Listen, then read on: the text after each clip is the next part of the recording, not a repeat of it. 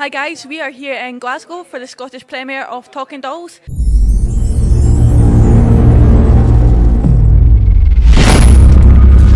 We've caught up with the production assistant. How do you pronounce your name, sorry? It's Levis Albano. That's the one. So tell us a wee bit about the movie. Well, what I can say, it's a really sad story. It's about a girl who's been abused by her father. So then she ran for some rescue to her cousin, and he attempted the same thing. And then she actually found a boyfriend. As you know, he's a liar. Okay. So they were going out, and he then opened up the doors and says, "Look, I am a married man." And yeah, and then every time she got pregnant, he was asking her to abort it. So now each abortion, she got a doll for it. Okay. So now the doll is a representation of each abortion. So that's why it's called the Talking Dolls.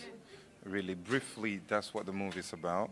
But I guess when we watch it later, we'll find out more. So it's a pretty deep story. Do you know where the story came about? Not necessarily, because when I saw the script, which was written by the director, I was really impressed. I'm like, wow, rape scenes and cheating, there's a lot of things that's going on there.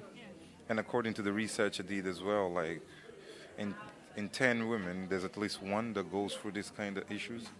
So I just enjoyed it and I loved it. Yeah. And what made you want to get involved with this movie after reading the script? There's two reasons behind it. The first reason is because I love films, and I want to help the African cinema grow in the UK, although it's very big elsewhere. And second is really about the story. I'm like, wow, this is touchy, it's really deep. And a lot of people are not prepared to talk about things like that. And I was like, I want to be part of this. Yeah. And you also play a character in the movie. Yeah. What's your character like? Well, I was mainly just an extra. And, it was a house party scene and that. And then they were like, oh, do you want to say something? I'm like, yeah, I don't mind. So the moment you have a speaking role, then you become a real cast. So I think I had like 1 or 2 words, to be honest. So that's your class as an actor now. You've got 1 or 2 lines, and that's an actor for that film. But I am actually an actor. It's just for this film I played the production assistant because I like being behind cameras as much as I like being in front of cameras. Yeah. What other movies have you starred in? I did a feature film, which I'm the main actor. It's called Deep Wounds. That's just about to come out soon, which we're going to do the premiere for it. I've been in a short film, it's called Andrea's Way. I'm also waiting for that to be ready. And on top of it, I was in Outlander. Do you know the Outlander? Outlander, the one that's based in Scotland? Yes. Wow. The musician, playing the violin. That's a pretty big deal. Yeah, that's a big deal. That's a very, very big deal. Is it Trust? There's a new BBC series called Trust. I played the nurse in there. So you've got a pretty big variety of things that you've been in, to be fair. Yeah, kind of. I did filmmaking at uni. Okay. So broadcast production and filmmaking. And I graduated in 2011. Okay.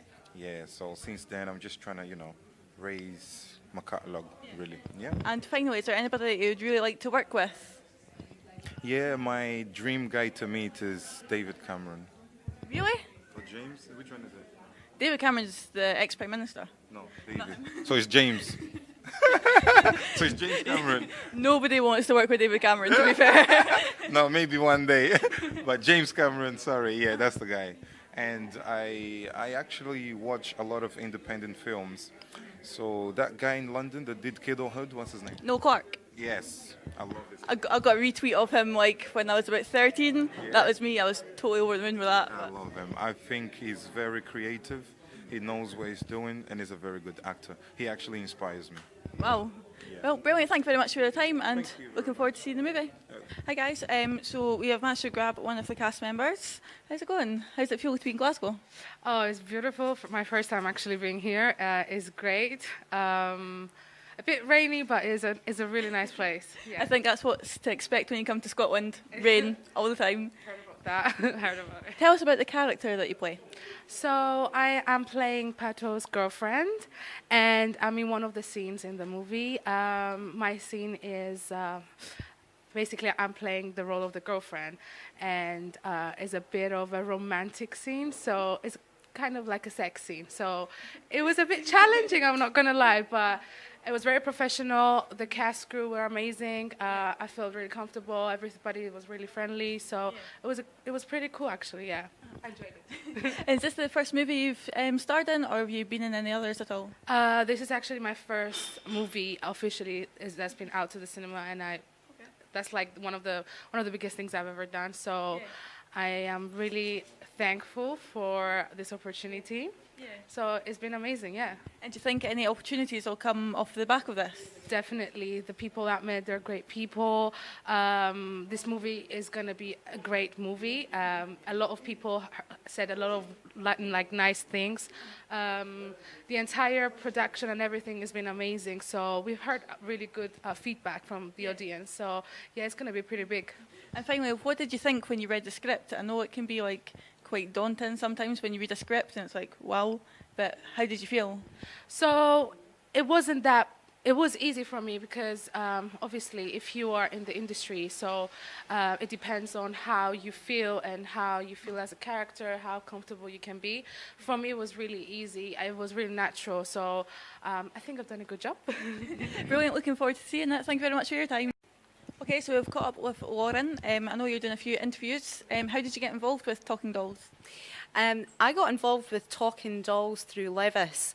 Levis was teaching me kizomba, but unfortunately I had 2 left feet.